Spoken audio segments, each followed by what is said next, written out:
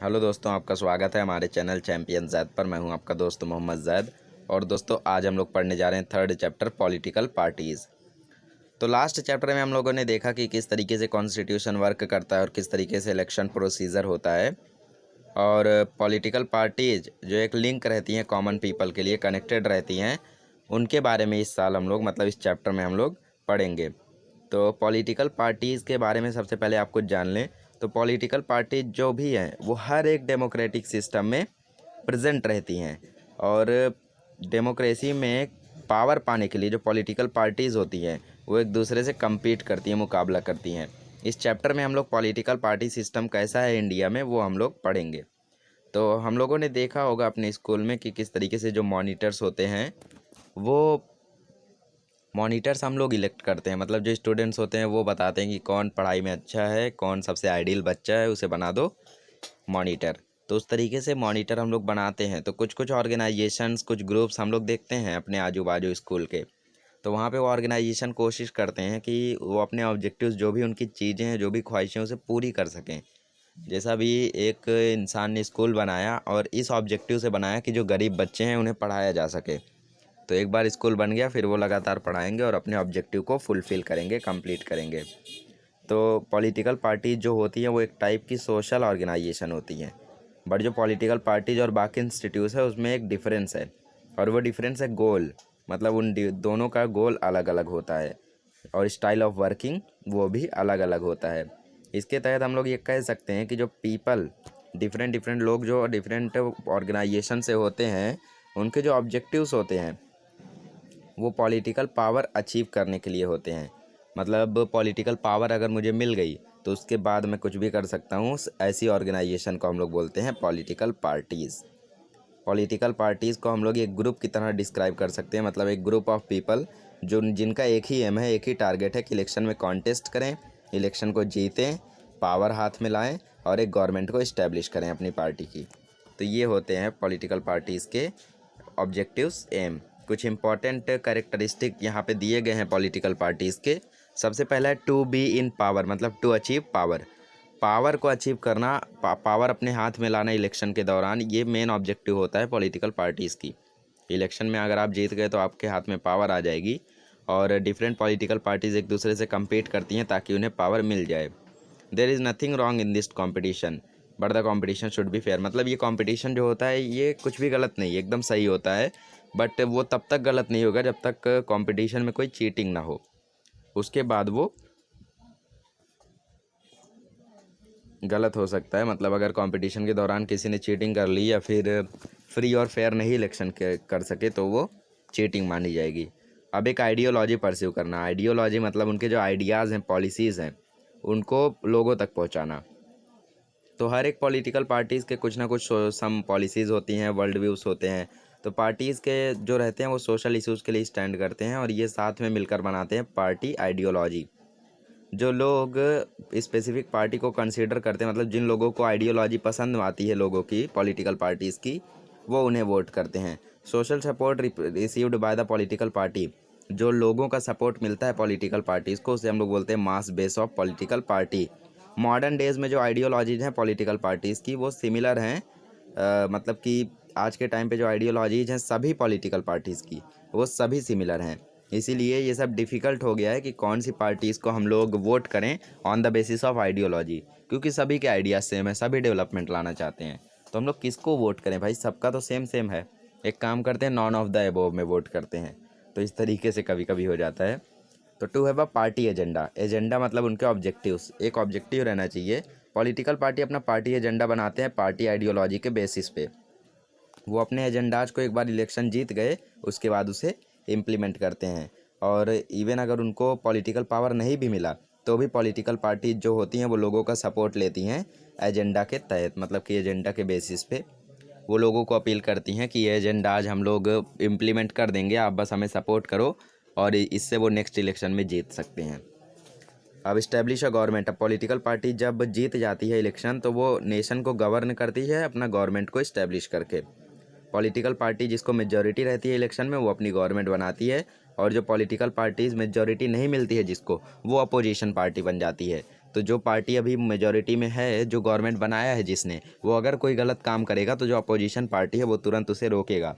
जैसे उसने कोई गलत लॉ बनाया तो उसे तुरंत यहाँ से कंपटीशन मिलेगा, वो तुरंत उसको ऑब्जेक्शन करेगा कि आपने ये गलत किया है, तो इसके बाद वो फिर मुकदमा चलेगा कोर्ट में और फिर उसके बाद तय होगा। तो उस इस तरीके से जो अपोजिशन पार्टी होती है वो भी बहुत इंपॉर्टेंट होती है, क्योंकि अपोजिशन पार्टी नहीं होगी तो जो चाहे वो करेंगे उन लोग। अब एक और पार्ट आता है, to act as a link between people and government. Political party जो लोगों की डिमांड है वो गवर्नमेंट तक पहुंचाती है, इसीलिए हम लोग उसे लिंक समझते हैं, कनेक्टिंग लिंक समझते हैं गवर्नमेंट और पॉलिटिकल कॉमन पीपल के बीच में। तो पॉलिटिकल पार्टी जो भी डिमांड है वो कंप्लेंट और गवर्नमेंट को पास भेजती है। गवर्नमेंट अपना सपोर्ट लेना चाहती है लोगों से पॉलिटिकल पार्टीज़ की मदद से। अब यहाँ पे बोला है कि what do you understand by the following news in newspaper. ये जो न्यूज़ आई है इससे आप लोगों ने क्या समझा। Opposition parties held a meeting in Mumbai to resist the ruling party. Will you take up the issue of farmers? मतलब कि उन लोगों ने एक मीटिंग हेल्ड की है, एक मीटिंग तय की है जहाँ पे उन लोग डिस्कस करेंगे फार्मर्स के इशू के बारे में। मतलब जो फार्मर्स को प्रॉब्लम हो रही है, जो फार्मर्स की नीड को फुलफ़िल नहीं कर पा रही है, जो पॉलिटिकल पार्टी पावर में है, तो ये जो अपोजिशन पार्टी है ये तुरंत उसको ऑब्जेक्शन करेगी कि आप ये क्या कर रहे हो, इस तरीके से देश चलाओगे। तो इस तरीके से फ़ायदे होते हैं। रूलिंग पार्टी ऑर्गेनाइज्ड संवाद यात्रा in rural area. Rural area में वो संवाद यात्रा ऑर्गेनाइज करते हैं ताकि लोगों से संवाद कर सके वो। Imagine you are an opposition party leader and you have observe that the ruling party has not done good work in the field of health. What will you do as a leader of opposition.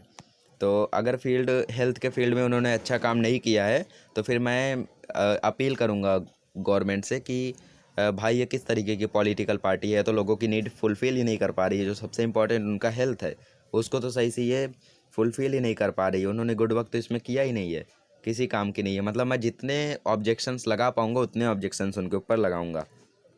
अब यहाँ पे बोला है कि सोचो और लिखो। महात्मा Gandhi, Vinoba Bhave and Jayaprakash Narayan put forth the idea of partyless democracy.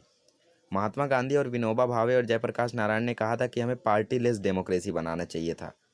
मतलब कि कोई पार्टीज़ नहीं रहनी चाहिए डेमोक्रेसी में, तब हमारी डेमोक्रेसी अच्छे चलेगी। और क्या क्या करना चाहिए ऐसी मतलब कि what has to be done to bring such democracy in modern time. ऐसी डेमोक्रेसी को हम लोग ला सकते हैं क्या मॉडर्न टाइम में, कैसे ला सकते हैं। तो ये आपको सोचना है और लिखना है। ये सब क्वेश्चंस आपके दिमाग को खोलने के लिए लिखे रहते हैं दोस्तों। अब यहाँ पे बोला है change in nature of political party system in India. India में जो पॉलिटिकल पार्टी सिस्टम था उसका नेचर, उसकी प्रवृत्ति कैसे चेंज हुई, किस तरीके से, पहले कौन था आज कौन आ गया, तो इस तरीके से वो बताया गया है। तो कांग्रेस सबसे पॉलिटिकल पार्टी थी पोस्ट इंडिपेंडेंस पीरियड में। कांग्रेस पार्टी के बाद बहुत ही ज़्यादा मेजॉरिटी थी, ज़्यादा से ज़्यादा स्टेट्स में। इंडियन पॉलिटिक्स, जो भी इंडिया का पॉलिटिक्स था वो कंट्रोल किया जाता था कांग्रेस पार्टी के द्वारा। इसीलिए इस एरा को हम लोग डिस्क्राइब करते हैं सिंगल डोमिनेंट पार्टी सिस्टम। मतलब एक ही पार्टी थी और इसका ही पूरा डोमिनेंस था। जो नॉन कांग्रेस पार्टी थी वो साथ में आई और उन्होंने सिंगल डोमिनेंट पार्टी सिस्टम को चैलेंज किया 1977 में। और 1989 के बाद लोकसभा इलेक्शन के जो वन पार्टी सिस्टम था वो ख़त्म हो गया और इसमें मतलब कांग्रेस पार्टी हार गई। और उसके बाद से अलग अलग पार्टीज़ आई और उन्होंने बनाया coalition government. Bharatiya Janata party और कांग्रेस पार्टी, उन्होंने एक एक्सपेरिमेंट किया था कि हम लोग साथ में एक गवर्नमेंट बनाते हैं। और उसके बाद ये तय हुआ कि जो कोएलिशन, मतलब कि जो दो गवर्नमेंट जुड़ के जो गवर्नमेंट बनाती है वो स्टेबिलिटी नहीं लाती, ऐसा लोगों का सोच था, पर ये गलत हुआ। ऐसा तय हुआ कि जो जब कोएलिशन होता है, जब गवर्नमेंट जुड़ती है तो और भी ज़्यादा स्टेबिलिटी आती है और जो इंडिया का जो गवर्नमेंट रूल है पॉलिटिकल पार्टी का वो और भी बेहतर हो जाता है। तो इस तरीके से चेंज हुआ हम लोगों का नेचर। अब डू यू नो कहा गया है, if power remains with one political party for a long period and if no other political parties are influential the party system is called as one party system. मतलब अगर एक ही party के हाथ में power रह गया लंबे समय के लिए, कम से कम 20-30 सालों के लिए, और कोई भी पार्टी उसको चैलेंज नहीं कर पाई, तो उसे हम लोग वन पार्टी सिस्टम बोलते हैं। अगर पॉलिटिक्स में दो पॉलिटिकल पार्टीज़ के पास पावर है और वो अल्टरनेटिवली इंजॉय करते हैं, मतलब एक डिकेड में ये जीता, दूसरे डिकेड में ये, तीसरे डिकेड में ये, फिर ये, मतलब 5-5 साल में भी हो सकता है जीतें, तो उसे हम लोग बोलते हैं टू पार्टी सिस्टम। अगर पॉलिटिकल पार्टीज़ में बहुत सारी पॉलिटिकल पार्टी है और इक्वली नहीं इन्फ्लुएंस है, मतलब कि कुछ ज़्यादा जीतती हैं कुछ कम जीतती हैं, तो उसे हम लोग बोलते हैं मल्टी पार्टी सिस्टम, जो कि इंडिया में है। चाइना में है टू पार्टी सिस्टम। अब डू दिस कहा गया है, find out the member parties, यहाँ पे आपको मेंबर्स ढूंढने हैं इस पार्टीज़ के, जैसे नेशनल डेमोक्रेटिक अलायंस और यूनाइटेड प्रोग्रेसिव अलायंस। ये सब आप लोग जो एक्टिविटी दिया रहता है इसे ना करें तो भी बेहतर रहेगा, क्योंकि इनका कोई फ़ायदा नहीं होता है दोस्तों। ऑल्सो अंडरस्टैंड, अब आपको कुछ समझने के लिए कहा गया है, मतलब ज़रूरी होगा, तो चलिए समझते हैं। अगर पॉलिटिकल पार्टी को रिकॉग्निशन चाहिए इलेक्शन कमीशन से, तो उनको कुछ कंडीशंस को मेट करना होगा। इसमें से 2 कंडीशंस है, 2 में से एक तो रहना ही चाहिए। ये नेशनल पार्टी के लिए है और नीचे वाला रीजनल पार्टी के लिए है। नेशनल पार्टी मतलब हमारी कांग्रेस, बीजेपी, ये सब। तो पॉलिटिकल पार्टी को मिनिमम 6% वोट को, वैलिड वोट को 4 या 4 से ज़्यादा स्टेट में सिक्योर करे रहना चाहिए। मतलब पिछला जो इलेक्शन हुआ उसमें 6% वोट तो उनके हाथ में रहना ही चाहिए, और एटलीस्ट 4 मेंबर्स जो हैं वो लोकसभा में रहने चाहिए कोई भी स्टेट से, अर्लियर इलेक्शन में, मतलब पिछले इलेक्शन में, तो उनको रिकॉग्निशन मिल जाएगा। दूसरा है, candidate of a party should be elected from minimum 2% constituencies out of total Lok Sabha constituencies and from 3 minimum states. मतलब कि 2% जो कंस्टिट्यूएंसी है वो कम से कम आपकी एक पार्टी की रहनी चाहिए, और जो टोटल लोकसभा कंस्टिट्यूएंसी है उसमें से 3 मिनिमम 3 स्टेट से तो रहने ही चाहिए। तो ये 2 कंडीशन में से एक भी कंडीशन अगर मेल खा गई तो आप सेलेक्ट हो जाओगे। अब दूसरा है रीजनल पार्टी। रीजनल पार्टी के लिए सेम वही है, बट थोड़े बहुत चेंजेस हैं। इसमें 6% वैलिड वोट रहने चाहिए पिछले इलेक्शन में, और मिनिमम 2 मेंबर्स जो हैं वो विधानसभा में रहने चाहिए, स्टेट असेंबली में। अगर वो 2 मेंबर्स वहाँ रहेंगे तो आपको रिकॉग्निशन मिल जाएगा। अब पॉलिटिकल पार्टी को कम से कम 3% अपना सीट को सिक्योर करना चाहिए विधानसभा में, ताकि उन लोगों को रिकॉग्निशन मिल सके। तो ज़्यादातर ये कंडीशन सभी की मेट हो जाती है और वो उन्हें मिल जाता है। अब कुछ इंपॉर्टेंट जो पॉलिटिकल पार्टीज़ थी उनके बारे में हम लोग समझते हैं। तो सबसे पहली है Indian national Congress. Indian national Congress establish हुई थी 1885 में। आप लोग जो भी पॉलिटिकल पार्टी है उसका इस्टेब्लिश डेट और उसका ऑब्जेक्टिव, 3 चीज़ याद रखें दोस्तों, इससे आपका ये चैप्टर ख़त्म हो जाएगा। आप लोग इसे बॉक्स या टेबल या डायग्राम बना के याद रख सकते हो। ट्री डायग्राम बनाओगे तो बेटर रहेगा।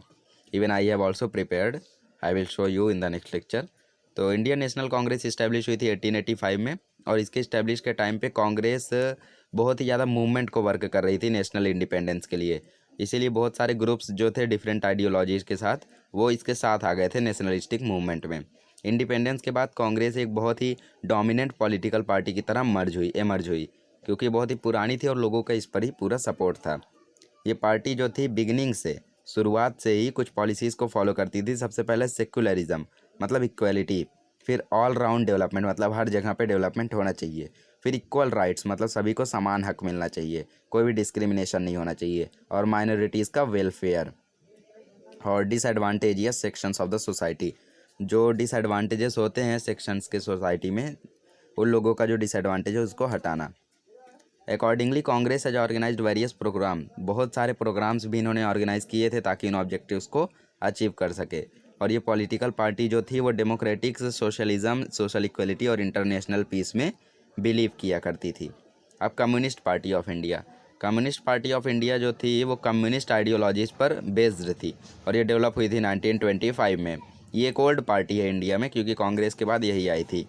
ये पार्टी जो लेबरर्स और वर्कर्स हैं इनके वेलफेयर में वर्क करती है, इनका वेलफेयर हो सके इस पे वर्क करती है। और ये पार्टी जो थी ये कैपिटलिज्म को अपोज करती है। मतलब आपको सिर्फ पैसों के बारे में नहीं सोचना चाहिए, आपको समाज के बारे में भी सोचना चाहिए। You should be capitalist as well as socialist. Party का जो लीडरशिप था वो 1962 में बहुत सारे कम्युनिस्ट पार्टी ऑफ इंडिया में जो इश्यूज़ थे उन सभी को लीडरशिप जो था कम्युनिस्ट चाइना ने एक्सेप्ट कर लिया था, और इसके कारण कम्युनिस्ट पार्टी में जो था वो एक स्प्लिट आ गया, और इससे एक नई पार्टी बन गई communist party of India, Marxist. मतलब the party leadership developed differences in 1962 over the issue of whether communist party of India should accept the leadership of communist China और द सोवियत यूनियन। मतलब दोनों party अपना different सोचने लगी थी कि हमें कम्युनिस्ट चाइना का एक्सेप्ट करना चाहिए, सोवियत यूनियन का। इसके कारण स्प्लिट हो गए, दोनों की सोच ने उनकी पार्टी को अलग कर दिया और नई पार्टी बन गई communist party of India, Marxist. यहाँ पे आप लोग देख सकते हो। तो मार्क्सिस्ट हिस्ट्री आप लोगों ने पढ़ा है, तो उसी के बेसिस पर ये पार्टी आप पढ़ते। भारतीय जनता पार्टी, बीजेपी जो है वो एक इम्पॉर्टेंट पार्टी है नेशनल लेवल पे। ये इस्टेब्लिश हुई थी पहले इसका नाम भारतीय जन संघ था, और ये इस्टेब्लिश हुआ था 1951 में। ये पार्टी जो थी वो जनता पार्टी से मर्ज हुई और उसके बाद इसका नाम हो गया भारतीय जनता पार्टी। और कब मर्ज हुई थी? 1977 में। पर जो जनता पार्टी थी वो ज़्यादा देर तक सर्वाइव नहीं कर सकी, इसीलिए इस पार्टी में स्प्लिट आया और भारतीय जनसंघ जो कंपोनेंट था पार्टी ऑफ जनता पार्टी का, उन्होंने एक नई पार्टी बनाई 1980 में और उसका नाम रख दिया भारतीय जनता पार्टी। मतलब जनता पार्टी के साथ पहले तो इमर्ज हुए पर उसके बाद वो ज़्यादा दिन तक सर्वाइव नहीं कर सका, इसीलिए इन्होंने नया कंपोनेंट, नया पार्टी बनाया जिसका नाम था भारतीय जनता पार्टी। इनके जो आइडियोलॉजीज हैं वो है protection of Indian culture and tradition, और ये इकोनॉमिक रिफॉर्म्स को बहुत ज़्यादा इम्पोर्टेंस देते हैं। अब आता है Marxist, communist party of India. तो ये पार्टी जो है वो प्रोक्लेम करती है सोशलिज्म, सेक्युलरिज्म और डेमोक्रेसी। ये पार्टी जो इम्पेरियलिज्म होते हैं, पार्टीज पॉलिसी मतलब कि जो वर्कर्स है, फार्मर्स है, लेबरर्स हैं, लैंडलेस लेबरर्स हैं, इनके खिलाफ जो अत्याचार होते हैं उनको रोकने की कोशिश करती है। और यहाँ पे आप लोग देखें तो एक सिकल और एक हैमर बना हुआ है, वर्कर्स का ही सामान है ये हैमर, हथौड़ी और हसिया सिक्कल आपका। तो ये बहुत ही ज़्यादा मतलब कि इनका सिर्फ एक ही टारगेट है कि जो वर्कर, लेबरर्स, फार्मर्स हैं, इनका उद्धार करना। अब आता है बहुजन समाज पार्टी। बहुजन समाज पार्टी जो थी वो सोशलिस्ट आइडियोलॉजी को प्रीफर किया करती थी। 1984 में ये पार्टी इस्टेब्लिश हुई थी और कि क्या ऑब्जेक्टिव था इनका कि जो इंटरेस्ट है मेजॉरिटी का उनको डेवलप, प्रोटेक्ट करना, और जो schedule caste, schedule tribe, religious minorities और बाकी जो ओबीसी है उनको साथ में लाना और एक मेजॉरिटी बनाना। इनका मतलब एक यही था एम कि ये पूरी पावर मेजॉरिटी के हाथ में रख सके। अब आती है नेशनलिस्टिक कांग्रेस पार्टी। 1999 में कांग्रेस पार्टी में और नेशनलिस्टिक पार्टी में स्प्लिट हुआ था, जिसके कारण एक नई पार्टी बनी थी जिसको हम लोग बोलते हैं नेशनलिस्टिक कांग्रेस पार्टी। इसका जो सिंबल है वो एक क्लॉक है। ये पार्टी बिलीव करती है वैल्यूज़ ऑफ डेमोक्रेसी में, इक्वलिटी में, सेक्युलरिज्म में। ये पार्टी पावर में थी महाराष्ट्र में 1999 से 2014 तक कांग्रेस पार्टी से कोalition के साथ में। और जो नेशनलिस्टिक कांग्रेस पार्टी थी वो लॉन्ग पीरियड के लिए कोalition गवर्नमेंट का भी पार्ट रह चुकी है, जो कांग्रेस से लीड किया जाता था 2004 से 2014 तक। अब आता है Trinamool Congress. All India Trinamool Congress party जो थी वो इस्टेब्लिश हुई 1988 में। इस्टेब्लिश होना और फिर रिकॉग्निशन मिलना अलग अलग बात होती है। 1998 में इस्टेब्लिश तो हो गई, पर इसे इलेक्शन कमीशन द्वारा रिकॉग्निशन मिला 2016 में। और इसके ऑब्जेक्टिव्स क्या हैं? डेमोक्रेसी को सपोर्ट करना, सेक्युलरिज्म और जो वीकर सेक्शन है सोसाइटी के उनको प्रोटेक्शन प्रोवाइड करना। अब यहाँ पे आप लोग देखें तो कौन सी पार्टीज़ को कितने सीट्स मिले थे। तो इंडियन नेशनल कांग्रेस को 2009 में 206 मिले थे और वहीं 2014 में 44 मिले थे। कम्युनिस्ट पार्टी ऑफ इंडिया को 4 मिले थे और 2014 में 1। Bharatiya Janata party had gone 116 in 2009 and 282 in 2014। Marxist had got 16 seats in 2009 and 9 in 2014। Bahujan Samaj party को 21 सीट्स मिले थे 2009 में और जबकि 2014 में 0 था। नेशनलिस्टिक कांग्रेस पार्टी को पहले में 9 मिला था, फिर दूसरे में 6। तो यहाँ पे आप लोग देखें तो कांग्रेस पहली बार जीता था और भारतीय जनता पार्टी बस उसके पीछे ही थी। उसके बाद भारतीय जनता पार्टी जीती और कांग्रेस बहुत ही ज़्यादा पीछे रह गई। अब यहाँ पे आप लोगों को बहुत ही ज़्यादा मतलब कि रीडिंग सिस्टम यहाँ पे दिया गया है जहाँ से आप लोग समझे। So this is not important, we will start with regional parties. वो बहुत ज़्यादा इंपॉर्टेंट नहीं है, बिल्कुल भी इंपॉर्टेंट नहीं है। We will start from the regional parties. तो regional parties are groups in the region who have a proud feeling about the different identity of their region and who compete to get political power with the objective of regional development। ये जो regional parties होती हैं इनको proud रहता है अपने ही reason पर, अपनी ही आइडेंटिटी पर, और ये रीजनल डेवलपमेंट के ऑब्जेक्टिव से compete करती हैं। Influence of nature regional parties is limited to a particular region. इनका जो इन्फ्लुएंस होता है वो बहुत ही लिमिटेड होता है, ये सिर्फ अपने रीजन के बारे में सोचते हैं, जबकि वो रीजनल लेवल पर एक सिग्निफिकेंट रोल प्ले करते हैं, बट जो नेशनल लेवल पे है वहाँ पे बड़ा रोल नहीं प्ले कर पाते हैं। तो regional parties make several demands such as regional problem should be resolve as regional level. Regional level पे जो भी रीजनल प्रॉब्लम्स है उसको जल्दी से जल्दी रिजॉल्व किया जाए, इसके लिए बहुत सारी डिमांड्स ये बनाते हैं। Political power should be in the hand of people from region and resident of the region should get preference in administration and job. उनको अच्छे से जॉब भी प्रोवाइड की जाए, ये उनका ऑब्जेक्टिव रहता है। अब चेंजिंग नेचर जो था रीजनल पार्टी का वो हम लोग पढ़ते हैं। रीजनल पार्टी का कैसे चेंजिंग नेचर है। तो इनिशियली जो रीजनल आइडेंटिटीज़ थी वो सेपरेटिस्ट मूवमेंट को राइज दिया करती थी। और जो डिमांड था इंडिपेंडेंट का, खालिस्तान, द्रविड़ द्रविड़िस्तान, और ये सब ऑब्जेक्टिव्स बनाए जाते थे पार्टी के द्वारा, इंडियन फेडरेशन और exist as an independent state के द्वारा। रीजनल पार्टी जो थी पंजाब, तमिलनाडु और जम्मू एंड कश्मीर से, इन्होंने ऐसी डिमांड्स बनाई थी। और जो डिमांड थी रीजनल पार्टीज़ की, ये तो धीरे धीरे चेंज होते गई। Instead of an independent state they start demanding more autonomy. Independent state ही इन्हें नहीं रहना था, इन्हें और ऑटोनॉमी चाहिए था, और भी ज़्यादा डेवलपमेंट चाहिए था। और ये सेकंड स्टेज था डेवलपमेंट का रीजनल पार्टीज़ का, और ये स्टेज शुरू हुआ था 1990 में।